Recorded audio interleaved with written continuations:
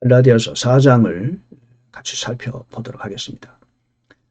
갈라디아 4장 계속해서 율법과 믿음에 관하여 사도 바울이 설명하고 있는 거죠.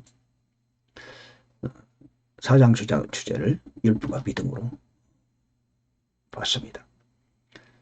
초등원리에 관해서 초등학문, 우리 개혁성에 되어 있는데 초등학문에 관하여 얘기하고 있고, 아버지라 부르고 있다.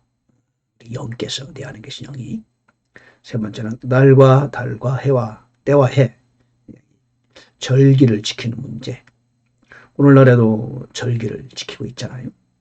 그 다음에 아브라함의 두 아들 이스마엘과 이삭에 관하여 거기에 얽힌 상징적인 알레고리죠. 그 복음과 율법에 관한 얘기를 하고 있습니다. 같이 한번 살펴보면서 은혜를 다루도록 하겠습니다. 자, 초등원리요. 3절에 보니까 이와 같이 우리도 아이였을 때에는 세상의 초등학문, 초등원리 밑에서 속박당했다. 그러나 충만한 때가 이름에 율법 아래 있게 했고, 우리 예수님께서 이렇게 있으셨고, 그리고 율법에 있는 아래에 있는 자들을 구속하시고 우리가 아들로 입양되게 하려 하십니다. 그랬습니다. 초등원리란 뭐냐? 율법을 말하는 거죠. 아버지가 정할 때까지 가정교사와 감독하는 자들인데 있다. 상속자라 할지라도 아이일 때는 종과 다름없다. 그래서 아들임에도 불구하고 상속자임에도 불구하고 가정교사와 감독하는 자들 밑에 있는 것이다.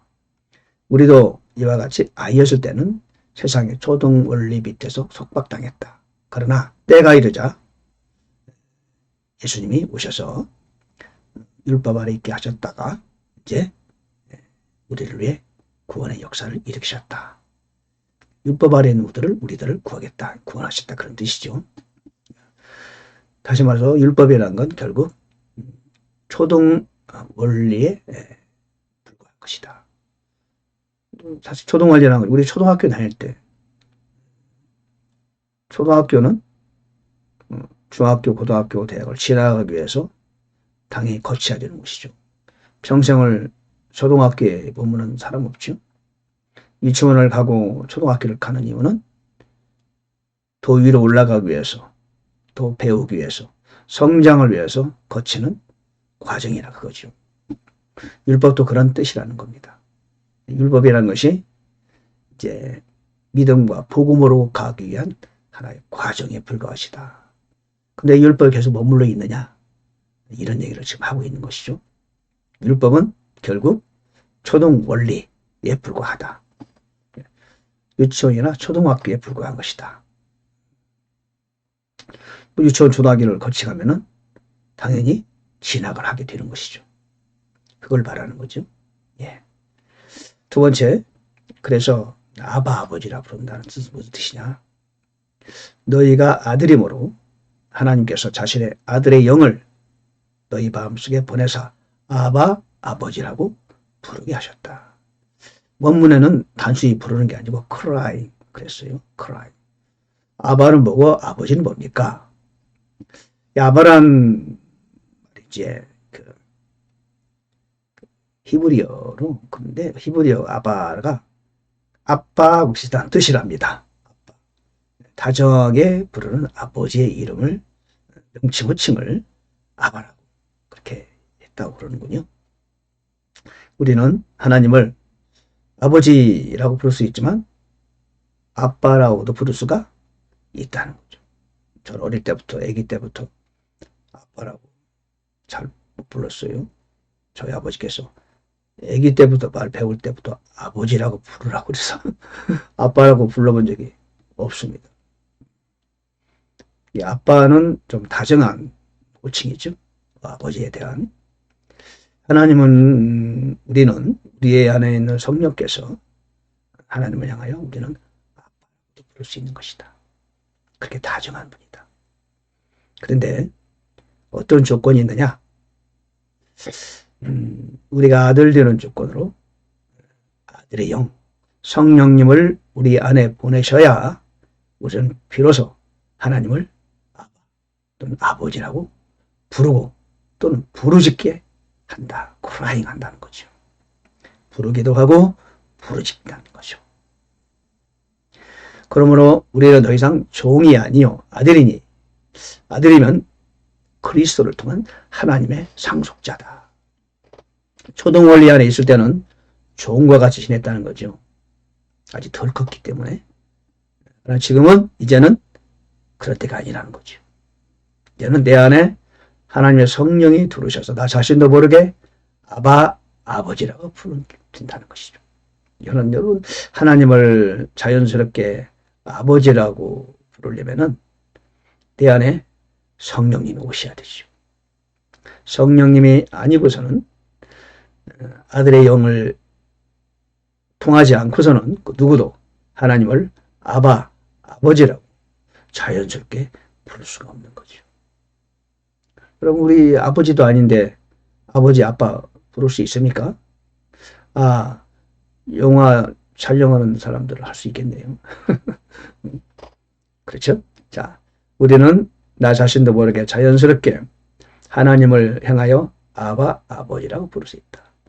주기도문을 보면 나오잖아요. 기도할 수 있는 자격이 이제 주기도문의 첫 소절에 나오는데, 하늘에 계신 우리 아버지요. 그러니까 하늘에 계신 우리 아버지라고 부를 수 없다면은 그 다음 기도를 이어갈 수 없어요. 이름이 거룩히 여김을 받으시며 하나님의 왕국이 임하시며, 이런 기도를 할 수 없다. 그러니까 가장 첫째 조건으로 하늘에 계신 우리 아버지요 라는 첫 소절이 주기도문에 나오는 거죠. 여러분, 우리 모두 자연스럽게 하나님을 아버지라고 부를 수 있죠.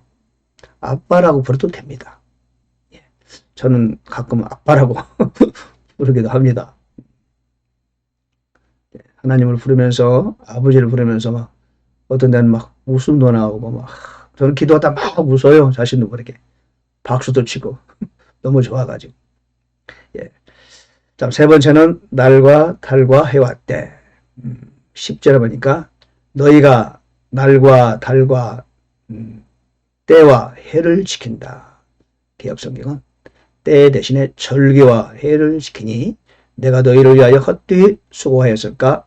너희로 인해 염려하노라. 그러죠. 이것도 초등 원리라는 거죠. 9절에 보니까 어찌 다시 약하고 천한 초등 원리로 돌아가 다시 그것에 속박당하려 하느냐.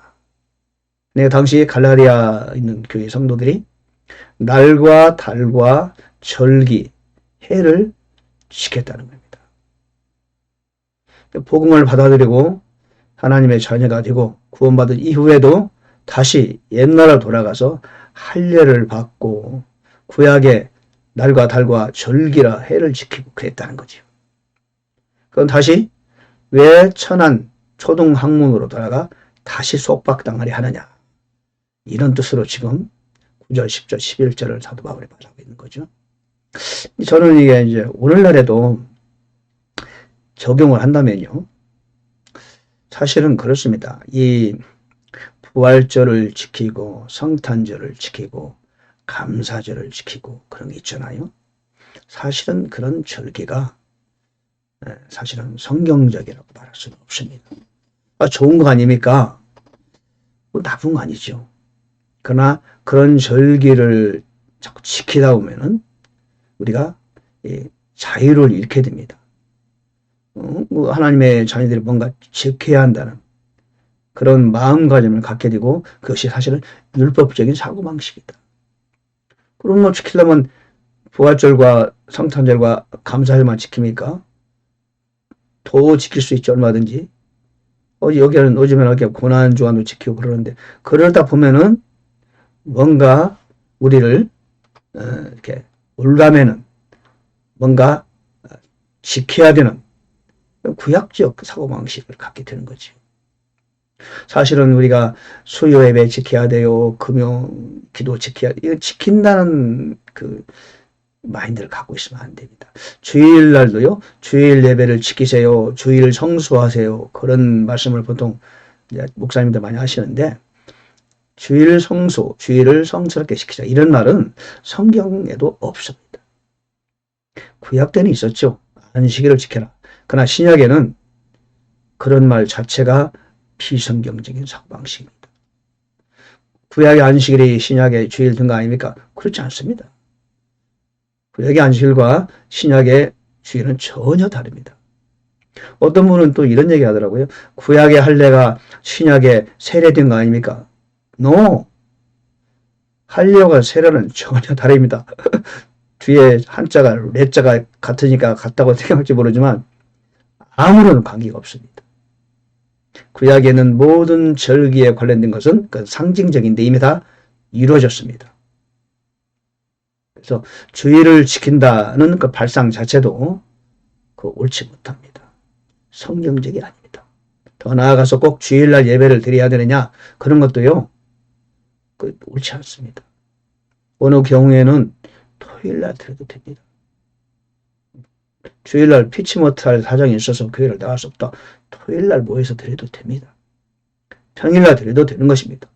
그 예배라는 것은 꼭 여럿이 모여가지고 말씀 듣고 찬양하고 함께 기도하고 이것이 예배가 아닌 거죠. 성경이 말하는 예배라는 것은 그런 뜻이 아닙니다. 주일날 모여서 그 어떤 시스템에 따라서 어떤 행사처럼 하는 그런 것은 사실은 캐톨릭의 유산입니다. 초대교회 때는 그러지 않았습니다. 같이 모여서 말씀을 나누고 간증을 나누고 교제하고 함께 모여서 마음을 다해서 기도하고 때로는 찬양하고 이런 그런 교제 형식의 교제 위주의 모임이 있었지 그걸 예배라고 말하지 않았습니다. 우리가 그렇다고 주일날 가지 말자 이런 얘기 아니죠. 자주 모이는 건 좋죠. 우리가 알 건 알아야 된다는 거죠. 그죠? 성경에서 말하는 원리와 교리가 무엇인지 알아야 된다는 거죠. 아는 것이 중요한 겁니다. 자, 네 번째는 아브라함의 두 아들 풍유라고 그랬는데 알레고리라고 그러죠. 비유, 풍유 이런 얘기인데 자, 이게 이 말씀이 있어요. 그럼에도 불구하고 성경 기록이 무엇라 말하느냐. 노예 여자와 그녀의 아들을 내쫓아라. 노예 여자의 아들은 자유로운 여자의 아들과 함께 상속자가 되지 못하리라 하느니라. 그러니까 아브라함의 두 아들이 있는데 하나는 이스마엘이고 또 하나는 이삭이죠. 바로 이스마엘은 그 육체를 따라 났다는 겁니다. 이삭은 영적인 하나님의 약속하신 자녀라는 거죠. 그것이 바로 복음을 의미하고 믿음을 가리키는 것이다. 그거죠. 그러나 이스마엘은 그 율법을 의미한다는 겁니다. 결국은 아브라함의 후손이 대를 이은 후손이 이삭으로 확정된 거 아닙니까? 그러니까 하나는 육체를 따라 낳은 아들이고 또 하나는 하나님의 약속을 따라 낳은 아들이 이삭이다. 그런 뜻이죠. 그러나 처음에는 이스마엘이 먼저 태어났잖아요. 그리고 사라는 아들을 갖지 못했죠. 때로는 그 하갈이 사라를 좀 가볍게 보는 무시하는 경향이 있었죠. 그러나 어떻게 됐어요? 사라가 아이를 갖게 되고 이삭이 태어났죠. 그리고 이스마엘은 어떻게 됐어요? 결국은 집을 떠나게 됐죠. 자, 그와 같은 거죠. 아브라함의 진정한 아들은 하나님의 약속하신 아들은 이삭이라는 거죠. 바로 이삭이 바로 복음의 후손이요 믿음을 의미하는 것이고 그리스도의 조상이 되었잖아요. 그걸 말하는 겁니다. 진정한 아브라함의 아들은 이삭이었다. 그걸 말하는 겁니다. 자, 오늘은 율법과 믿음에 관하여 지금 같이 은혜를 나눴어요.